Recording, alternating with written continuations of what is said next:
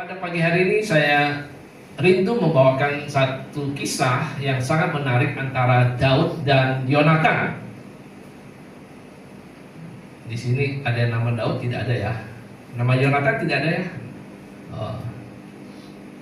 Oke. Di dalam 1 Samuel pasal 18 ayat 1 sampai 4 kita akan pelajari bersama. Klik. Saya akan membacakan. Cek. Setelah itu, pada waktu ia selesai berbicara dengan Saul, kayaknya mic-nya mau diganti, baterainya drop yang saja.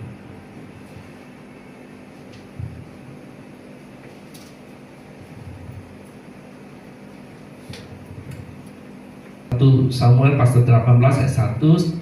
Sambil Bapak Ibu saudara-saudari memperhatikan ceritanya. Setelah itu, pada waktu ia selesai berbicara dengan Saul, jiwa Yonatan terjalin dengan jiwa Daud. Yonatan mengasihinya seperti mengasihi jiwanya sendiri. Saul menahan Daud pada hari itu dan tidak membiarkan ia pulang ke rumah ayahnya. Yonatan dan Daud membuat suatu perjanjian karena ia mengasihinya seperti mengasihi jiwanya sendiri. Yonatan melepas jubah miliknya lalu memberikannya kepada Daud, juga pakaian perangnya, bahkan sampai pedang, panah, dan ikat pinggangnya. Nah, ini kisah persahabatan yang luar biasa yang tercatat di kitab suci kita. Dan pada pagi hari ini saya rindu kita boleh mendapatkan rema daripada kisah persahabatan antara Yonatan dan Daud ini. Nah, kalau berbicara sahabat, pasti kita punya sahabat. Ada Bapak Ibu saudara-saudari yang nggak punya sahabat? Oh, nggak mungkin ya. Itu kuper sekali ya kalau nggak punya sahabat. Ya, kalau nggak bisa sahabat dekat, mungkin sahabat jauh ya. Nggak bisa tatap muka, mungkin juga ada sahabat yang online, yang dunia maya barangkali. Nah, saya ingin Bapak Ibu bisa membedakan antara sahabat dengan hanya sekedar teman. Oke? Kalau teman, orang yang kita kenal aja, bukan kenal, baru tahu ya. Biasa kita sebut teman ya. Benar Bapak Ibu ya. Kita orang Indonesia budaya timur, baru kita tahu ya. Mungkin kenalan sebentar, kita bisa sebut dah teman. Oh, ini teman saya. Ya, nggak masalah Bapak Ibu ya, kita sebut teman ya. Ya, sok akrab, sok dekat. Tapi kalau kata sahabat di sini, ini bukan sekedar teman. Itu lebih dalam lagi. Kita punya teman sekolah, kita waktu kerja punya teman kerja. Di gereja juga ada teman gereja. Di mana lagi ya? Ya, di mana-mana di komunitas kita punya teman. Nah, teman ini suka tak suka, mau tak mau kita harus temanan. Karena misalnya di sekolah satu kelas, masa jadi musuhan tak mungkin ya. Jadi suka tak suka tetap teman. Sama juga di gereja, di tempat kerja, dimanapun juga ya. Kalau yang tidak musuh kita yaitu teman. Nah, tapi kan sahabat di sini ini lebih dalam, bukan hanya sekedar teman. Ini adalah sahabat, teman yang spesial, teman dekat. Nah, ini yang dimaksudkan dengan persahabatan Daud dan Yonatan, bukan hanya sekedar teman biasa. Di dalam budaya Chinese ya, atau budaya Ibrani saya pelajari ya, kalau udah sahabat itu dekatnya udah kayak saudara. Bahkan bisa lebih dekat, bisa lebih karib dari saudara. Bapak Ibu setuju? Ya, saya banyak menjumpai keluarga kakak adik nggak akur ya. Bahkan bisa musuhan, nggak ngomong. Tapi kalau dengan sahabatnya, wah itu dekatnya luar biasa, royalnya luar biasa, nggak perhitungan. Benar ya Bapak Ibu ya? Ada yang punya pengalaman demikian ya? Ya karena kalau saudara, kita tak bisa milih dilahirkan di keluarga mana, yang satu darah dan kita, itulah saudara kita. Benar ya? Apapun sifatnya, ya terimalah apa adanya. Bahkan saudara tiri juga ya, mohon maaf, ya itulah saudara karena darah, kita nggak bisa tolak. Tapi kalau sahabat, ini beda cerita. Kita bisa memilih. Benar Bapak Ibu ya? Dan biasanya di dunia ini, selama hidup kita, yang menjadi sahabat, best friend, apalagi ya, sohib, bestie. Oh. Kalau bahasa Mandarin itu kuimi. Oh, itu bukan hanya penggil, penggil itu biasa. Kuimi ini berarti biasanya nggak banyak, nggak lebih dari satu telapak tangan, ya. Mungkin hanya 1-2 saja, nggak banyak. Nah ini benar-benar sahabat yang kita percaya penuh, yang kita bisa setia, yang kita bisa memberikan istilahnya belakang punggung kita untuk dia, karena kita percaya dia nggak akan nikam dari belakang. Nah ini sahabat. Saudara punya sahabat seperti itu? Kalau punya, bersyukur ya, itu anugerah. Mari kita lihat ya, di ayat 1 dikatakan, setelah ia selesai berbicara dengan Saul, jiwa Jonathan terjalin. Wah ini luar biasa ya. Terjalin dengan jiwa Daud. Jiwa Jonathan terjalin dengan jiwa Daud, yang mengakibatkan Yonatan mengasihinya seperti mengasihi jiwanya sendiri.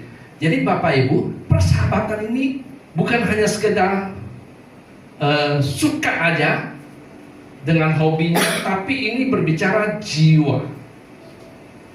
Nah, makanya persahabatan sejati itu hanya, menurut saya ya Bapak Ibu, kalau Bapak Ibu nggak setuju nggak masalah. Persahabatan sejati hanya mungkin terjadi itu secara di Alkitab juga ya, itu antara sesama jenis, pria, wanita. Kenapa kalau pria dengan wanita sulit bersahabat sejati? Karena ada maksud dan tujuan lain. Ya, mungkin bisa, tapi tidak bisa pure. Tapi yang sesuai yang kita baca, kisah yang pernah tercatat di kitab suci, itu persahabatan antara pria ya. Ini bukan hubungan yang lebih daripada itu ya Bapak Ibu ya, jangan salah sangka ya. Ini benar-benar persahabatan sejati.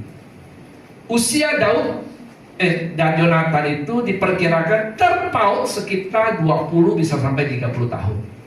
Jadi lintas generasi. Karena Yonatan kala itu adalah putranya Saul. Ya, putra Saul. Jadi dan pernah dicatat bahwa Daud juga menikah dengan anaknya Saul, alias adiknya Yonatan. Jadi satu generasi. Jadi persahabatan yang luar biasa. Nah, pagi hari ini saya ingin kita melihat ada 3 hal yang menarik di sini dalam sahabat ini. Pertama, ini sahabat itu mengasihi sahabatnya seperti dirinya sendiri. Klik, ayatnya di mana tadi? 1 Samuel 18 ayat 1b. Yonatan mengasihinya seperti apa? Mengasihi jiwanya sendiri. Itu nomor 1. Sahabat yang benar itu, dia mengasihi sahabatnya itu seperti jiwanya sendiri. Nah, itu yang pertama. Yang kedua, sahabat itu membuat suatu perjanjian. Klik. Yonatan dan Daud membuat suatu perjanjian karena ia, diulangi lagi ya, mengasihinya seperti apa? Mengasihi jiwanya sendiri. Sahabat itu karena tingkatannya lebih tinggi daripada teman, mereka membuat perjanjian. Ya, mungkin Bapak Ibu yang punya sahabat, oh kami nggak ada perjanjian Pak, nggak ada tanda tangan kontrak, nggak perlu. Maksudnya perjanjian dalam hati ataupun terucap bahwa kita benar-benar mengasihi sahabat kita, kita berani berkorban, itu perjanjiannya. Dan Yonatan Daud membuat satu perjanjian bahwa mereka akan saling support satu sama lain. Ketika itu, kalau Bapak Ibu membaca sejarahnya, Daud ini merupakan ancaman bagi Raja Saul alias bapaknya Yonatan. Jadi kalau di dalam dunia politik ini musuh politik sebenarnya, rival, karena berbahaya bagi kedudukan kerajaan Saul ayahnya Yonatan. Jadi ini persahabatan yang benar-benar riskan. Di satu sisi Daud itu sahabat, dia mengasihi. Tapi di satu sisi Daud ini adalah rivalnya yang bisa menggoyahkan kerajaan Saul, bapaknya Yonatan. Tapi mereka membuat satu perjanjian yang luar biasa. Ketiga, sahabat memberikan miliknya yang bernilai. Klik. Yonatan melepas jubah miliknya, lalu memberikannya kepada Daud. Bukan hanya jubah ya, pakaian perangnya dikasihkan. Bahkan sampai pedang, panah, ikat pinggangnya dikasihkan semua. Oh, totalitas ya. Wah, luar biasa ini. Bukan hanya dia kasih jubah miliknya loh, yang dia pakai, dia berikan pakaian perangnya juga, pedangnya juga. Wah, bagi seorang prajurit ya, itu pedang, panah, ikat pinggang ini kan berbicara apa ya? Kekuatan dia kan, kehormatan, tapi dia berikan sebagai tanda bahwa Yonatan benar-benar mengasihi Daud. Ini sahabat yang sejati. Wah, beruntung ya kalau kita punya sahabat demikian. Klik. Kita rangkumnya. Jadi sahabat pertama mengasihi sahabatnya seperti dirinya sendiri. Kalau saudara punya teman seperti itu, sahabat seperti itu, bersyukur. Ini anugerah dari Tuhan. Nggak semua teman bisa jadi sahabat, tapi kalau sahabat pasti teman ya. Justru terkadang teman makan teman. Yang bisa bohongi kita, nipu kita, itu biasanya bukan orang asing, tapi teman. Setuju? Makanya dibahas orang Hokkien bilang ya, apa ya? Ho Peng Yu Jia Ho Peng Yu, itu kalau saya itu ya teman makan teman. Hah? Ya karena bisa menipu kita, membohongi kita itu teman. Kita nggak akan percaya orang asing. Kembali lagi, sahabat itu mengasihi seperti dirinya sendiri. Bersyukur kalau saudara punya teman yang demikian, yang sahabat demikian. Itu anugerah dari Tuhan. Yang kedua,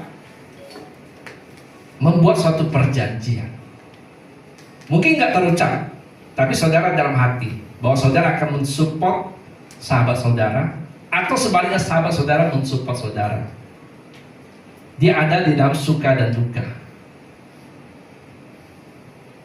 Kalau lagi bagus kondisi, ya, sukses, melimpah, jabatan tinggi, lancar bisnis, teman banyak ya. Oh, nggak tahu lah, saudara banyak datang. Tetapi ketika lagi sulit, lagi susah, lagi jatuh, itu teman yang ngaku teman, saudara nggak tahu kemana. Yang ada di sisi kita itulah sahabat. Setuju saudara? Saudara pernah mengalami demikian? Bagaimana kita bisa tahu sahabat atau teman ketika kita di posisi yang paling jatuh, paling bawah, dia ada, itulah sahabat kita. Gampang ya. Jadi kalaupun saudara saat ini mengalami hal yang gak baik, atau pernah mengalami hal yang buruk, titik terendah, kita percaya bahwa Tuhan mengizinkan itu supaya saudara bisa tahu mana sahabatmu yang sejati, mana yang hanya sekedar sahabat, ya, mengaku-ngaku sahabat.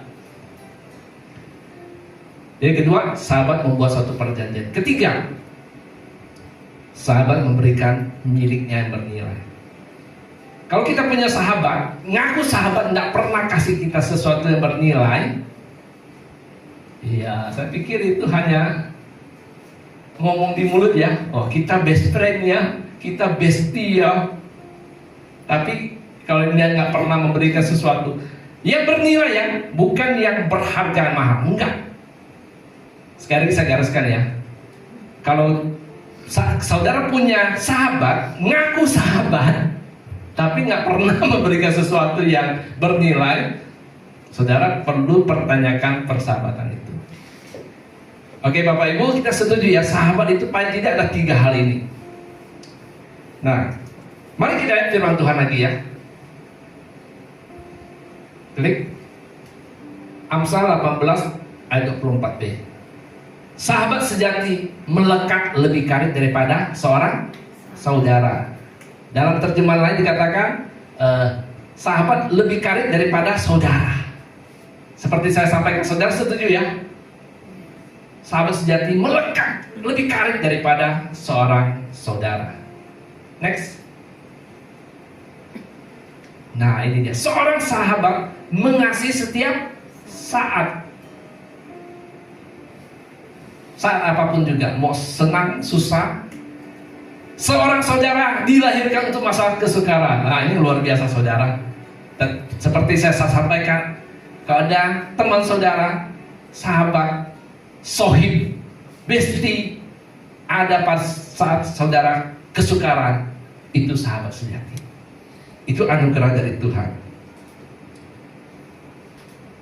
Nah pertanyaan sekarang, klik. Apakah Anda memiliki sahabat? Angguk-angguk ya. Kalau yang nggak angguk-angguk, aduh, ya mungkin belum waktunya ya. Masih mencari-cari, tidak masalah. Tapi ada kabar baik ya saudara. Kita punya sahabat yang sejati. Siapa dia? Yesus. Ya, Yesus. Klik Yohanes 15 ayat 15. Yesus berkata, aku tidak lagi memanggil kamu hamba, karena seorang hamba tidak mengetahui apa yang dilakukan oleh tuannya. Namun aku memanggil kamu sahabat, karena aku memberitakan kepadamu segala sesuatu yang telah aku dengar dari Bapakku. Ini satu hal yang luar biasa Bapak Ibu. Yesus memanggil kita bukan hamba tapi sahabat. Mana ada di dunia ini dari dulu sampai sekarang selain Yeshua HaMashiach, selain Tuhan kita Yesus Kristus yang memanggil umatnya itu sahabat? Jawabannya tidak ada.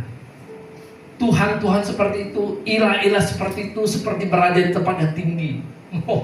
Harus hormat, harus kental, harus diteriak-teriakin ya mungkin ya.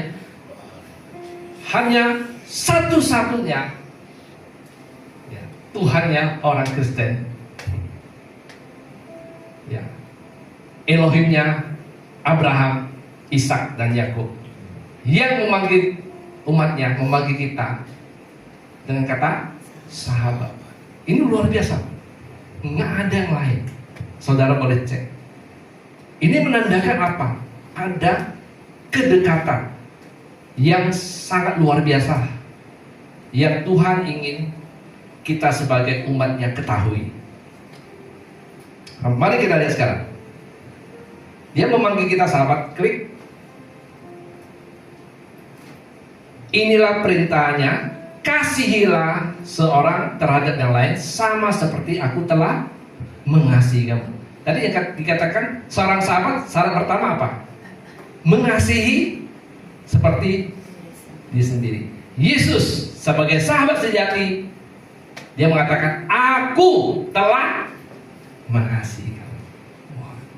Kedua, dengan cepat. Dan ini ada responnya. Kamu adalah sahabat-sahabatku ketika kamu melakukan apa saja yang ku perintahkan kepadamu. Ada perjanjiannya Bapak Ibu. Seorang sahabat memiliki perjanjian. Yesus berkata, kamu ada sahabatku ketika apa? Kamu melakukan apa saja yang kuperintahkan kepadamu. Apa perintah Yesus kepada kita? Mengasihi saudara-saudara seperti aku telah mengasihimu. Oh, simple. Ketiga. Nah, ini yang luar biasa Bapak Ibu. Yohanes 15 ayat 13. Tidak seorang pun memiliki kasih yang lebih besar daripada ini, yaitu seorang yang rela menyerahkan nyawanya demi sahabat-sahabatnya. Ini poinnya. Seorang sahabat kan memberikan yang bernilai. Setuju Bapak Ibu? Kalau sahabat di dunia ini mungkin hanya bisa memberikan materi, memberikan perhatian, waktu, tapi nggak sampai mengorbankan nyawanya. Maka firman Tuhan mengatakan, tidak seorang pun yang memiliki kasih yang lebih besar daripada ini. Apa? Rela menyerahkan nyawanya demi sahabat-sahabatnya. Itu nggak ada lagi. Itu udah bukti kasih paling besar. Itu adalah sahabat yang paling sejati. Kalau ada seorang yang berani mati, bukan pria dan wanita ya maksudnya ya, karena hubungan asrama pula, percintaannya asmara ya. Nah, kalau itu kita sering lihat ya, si cewek berani mati untuk cowok, cowok berani mati untuk ceweknya karena cintanya. Oh, bucin itu ya. Tapi kalau ini berbicara sesama jenis pria-pria, wanita-wanita, kalau ada yang berani memberikan nyawanya untuk sahabatnya, wah itu benar-benar sahabat sejati. Kalau saudara punya sahabat di dunia seperti ini, bersyukurlah. Tapi kalau enggak, saudara punya Yesus. Amin. Dia sahabat sejati. Ini hal yang luar biasa Bapak Ibu. Jadi Tuhan, Bapak Yahweh ingin kita mengenalnya bukan hanya sebagai seorang Bapa, bukan hanya sebagai Tuhan Elohim pencipta, Yahweh Rafa, tapi Bapak Yahweh ingin kita tidak mengenalnya sebagai seorang sahabat. Kan ada lagunya ya, The Goodness of God ya. You know as gimana lirik? Ada satu liriknya ya. You known as a father, and you are known as a friend. Ada liriknya. I know you as a father. Iya. I know you as a friend. Iya. Jadi Bapak Yahweh, Bapa di surga, tidak hanya ingin dia dikenal sebagai seorang Bapa, dia juga ingin saudara mengenalnya sebagai seorang apa? Teman, sahabat. Ini yang luar biasa Bapak Ibu. Ini satu privilege-nya orang Kristen, yang Tuhannya ini mau dikenal sebagai seorang sahabat. Wah, ini kedekatan yang luar biasa. Dan ini saudara akan membuat kita lebih memahami, lebih mengenal siapa pencipta kita, siapa Bapa kita. Dengan punya pemahaman, bukan hanya melihatnya sebagai seorang Bapa, bukan melihatnya sebagai seorang juru selamat, bukan hanya melihatnya sebagai seorang pencipta, pembuat mujizat, penolong, tapi saudara bisa melihat Bapa kita sebagai seorang sahabat. Sahabat yang sejati. Luar biasa.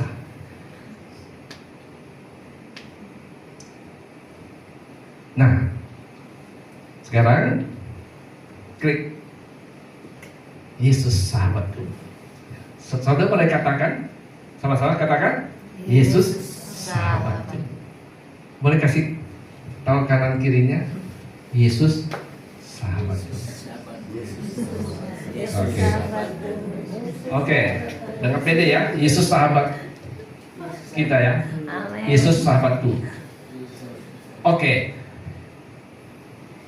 Minggu lalu Pastor Yaya Iskandar menyampaikan bahwa harus sesuatu tuh harus ada timbal balik.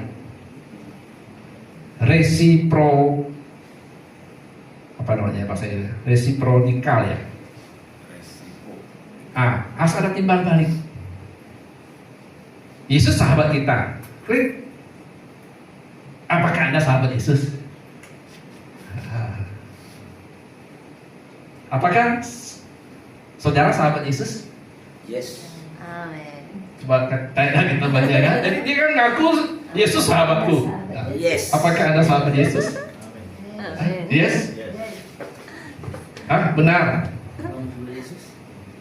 Yes. Yesus sahabat kita. Amin. Ya, sekarang pertanyaannya, saudara sahabat Yesus? Apa kriteria sahabat? Pertama apa? Mengasihi Mengasihi seperti diri sendiri. seperti dirinya sendiri. Ya. Saudara mengasihi Yesus seperti diri saudara sendiri? Yes. Yes. Oh, paling kencang ya. Oke, kita verifikasi yang kedua apa? Lupa nih. Sahabat membuat Perjanjian. perjanjian, komitmen. Saudara berkomitmen dengan Yesus? Pernah membuat perjanjian? Yes. Yes, udah mulai lupa ya, ada ya. Udah lupa ya. Astaga, seorang sama nggak pernah lupa loh ya. Janji itu hutang, ya komitmen ya. Saudara membuat perjanjian Yesus, komitmen saudara dengan Yesus apa? Apa yang saudara pernah ucapkan kepada Yesus? Ingat? Saudara ingat sendiri ya. Seorang sahabat membuat perjanjian. Yang ketiga apa? Sahabat memberikan yang bernilai. Apa yang bernilai dalam hidup saudara dan saya? Sudahkah engkau memberikannya bagi Yesus? Kalau Yesus sudah membuktikannya, dia memberikan nyawanya untuk saudara dan saya. Dia membuat perjanjian. Aku sekali-kali tidak akan meninggalkan engkau. Engkau boleh tidak setia, aku tetap setia. Wow. Oh, luar biasa. Aku mengasihi engkau dengan kasih yang kekal. Kasih Tuhan pada kita tidak pernah berubah. Engkau baik, Yesus mengasihi engkau lebih. Engkau nggak baik, dikasih kurang. Enggak. Yesus mengasihi kita dengan kasih yang kekal, full. Amin. Kita yang berubah-ubah karena situasi kondisi. Yesus mengasihi kita, kasihnya sudah terbukti. Nah, kita sekarang lihat dunia biologi. Klik. Ada yang disebut dengan simbiosis. Apa sih? Bukan simsalabim ya Bapak Ibu ya. Simbiosis. Ya, kita belajar sedikit. Apa itu simbiosis? Pertama, simbiosis berasal dari bahasa Yunani, yaitu sim yang berarti dengan, dan biosis yang berarti kehidupan. Jadi artinya simbiosis adalah interaksi antara dua organisme yang hidup berdampingan. Oke, dengan cepat ya. Nah, kita lihat pertama, ada yang disebut simbiosis mutualisme. Artinya apa? Hubungan atau interaksi makhluk hidup yang saling menguntungkan. Jadi kedua belah pihak itu menguntungkan. Contohnya apa? Klik. Ini apa? Kupu-kupu sama bunga Bapak Ibu ya. Atau ada kupu-kupu, ada bunga. Kupu-kupu hinggap di bunga untuk apa? Ambil nektarnya ya. Untuk keuntungan kupu-kupu. Terus bunga dapat keuntungan apa? Dapat penyerbukan. Ini belajar biologi ya. Jadi ini saling menguntungkan. Bunganya diuntungkan, ya terjadi penyerbukan, berubah menjadi buah. Kupu-kupu dapat nektarnya, saling menguntungkan. Ini namanya simbiosis mutualisme. Kita lihat lagi yang kedua. Ada namanya simbiosis komensalisme. Oh, apalagi nih? Klik. Hubungan atau interaksi makhluk hidup di mana satu pihak akan diuntungkan, sementara pihak lain tidak rugi maupun untung. Bocuan barang-barang ya. Contohnya apa? Klik. Ini ikan hiu dengan ikan remora. Ya. Ikan remora itu yang kecil-kecil, nempelnya dekat hiu. Ngapain dia ikut hiu? Ikut jalan-jalan lautan? Enggak. Maksudnya dia nempel. Ketika hiu makan, nah, hiu kan mulutnya besar. Dia makan nggak bisa dikunyah, Bu, Bapak Ibu, jadi cabik-cabik ya. Hanya manusia bisa punya makanan ya. Kalau hiu dicabik-cabik, dia nggak punya gigi geraham untuk kunyah-kunyah. Cabik-cabik. Karena dicabik-cabik, mangsa yang dicabik itu pasti dagingnya berceceran. Inilah ikan remora ini makan, ya, makan gratis ya, tinggal makan. Jadi yang diuntungkan siapa? Ikan remora, untung ya, makan gratis ya, nggak perlu berburu, tinggal ngikut dia itu apa? Hiu kan, hiu makan apa? Ya makan reba-rebanya jadilah. Sang hiu dapat apa? Enggak rugi, dia nggak juga rugi sih ya, kan juga ini sisa-sisa ya. Enggak juga untung kan? Ini namanya simbiosis komensalisme. Yang berikutnya lagi 3, simbiosis parasitisme. Wah, saudara mendengar parasit itu sudah negatif ya. Apa ini lagi ya? Klik. Hubungan atau interaksi antara satu makhluk hidup yang dapat merugikan makhluk hidup lainnya. Ini yang nggak baik ya. Contohnya apa nih? Nih, siapa nih? Nyamuk, ya. Nyamuk gigit kita. Yang untung siapa? Nyamuk. Darah kita dihisap loh ya. Aduh, boro-boro ke PMI ya. Manusianya apa? Rugi kan? Waduh, rugi. Terganggu lagi. Ya tidak perlu mau isap darah, isap, tapi jangan sampai terbangun lah ya. Ya kan sebel ya. Ini nyamuk ini kecil, tapi kalau dia terbangnya dekat dengan langsung bangun. Ya, walaupun ada sebagian orang yang mau wing tak bangun-bangun ya. Bom juga mungkin nggak bangun-bangun ya. Nah, bersyukur kalau saudara bisa tidur kayak itu. Kalau saya nggak bisa, langsung bangun pasti saya. Ini udah ngisap darah kita, ya korban darah, bangunkan kita lagi tidur. Ini benar-benar tidak menguntungkan. Ya, ini namanya simbiosis parasitisme. Makanya nyamuk nggak bisa gemuk walaupun banyak makan darah. Kalau lalat masih gemuk ya, ya. Karena konon katanya nyamuk suka bergadang, makanya kurus ya. Kalau lalat kan malam tidur ya. Saudara jarang lihat lalat malam-malam ya. Nah, itu lembur mungkin ya. Ya bercanda ya. Ini simbiosis parasitisme. Nah, oke. Sekarang kita balik lagi ya. Balik lagi. Klik. Apakah Anda sahabat sejati Yesus? Hubungan saudara dengan Yesus seperti apa? Apakah simbiosis mutualisme? Atau simbiosis komensalisme? Ngikut Yesus hanya untuk berkatnya? Wah, sahabat Yesus, sahabat sejatiku, aku diberkati, amin, haleluya, proyek besar, con besar. Atau sebaliknya lebih parah lagi, simbiosis parasitisme. Saudara mempermalukan nama Yesus dengan kehidupan kita. Ngomong saya sahabat Yesus, kehidupan kita, mohon maaf, jauh daripada kata seorang sahabat yang sejati. Memalukan nama Yesus. Apakah seperti itu?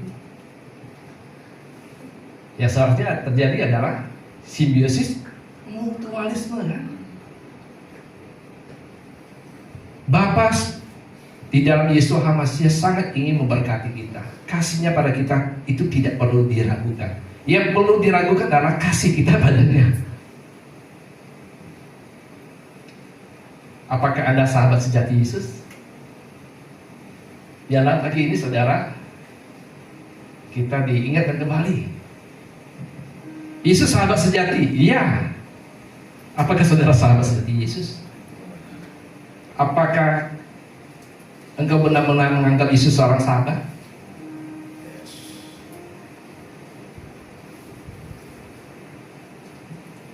Tuhan ingin kita mengenal Dia. Sekali lagi bukan hanya sebagai Tuhan, Raja yang berkuasa, pencipta segalanya, pemilik alam semesta, tapi Tuhan juga ingin kita mengenalnya sebagai seorang sahabat. Jadi apa yang kita lakukan dalam kehidupan kita, dalam pelayanan, dalam pekerjaan, rumah tangga, sekolah, bisnis, apapun yang kita lakukan, lakukan bahwa engkau adalah seorang sahabat Kristus Yesus. Engkau gak akan mempermalukan nama Yesus. Biar apa kita lakukan ini? Kita mengasihi sesama kita, kita memberi, kita melayani, karena kita ini sahabat sejati Yesus. Karena kita melakukan perintah Yesus, kita melayani Dia. Bukan hanya untuk berkatnya. Amin, Bapak Ibu. Amin. Mari saya undang, kita boleh bangkit berdiri.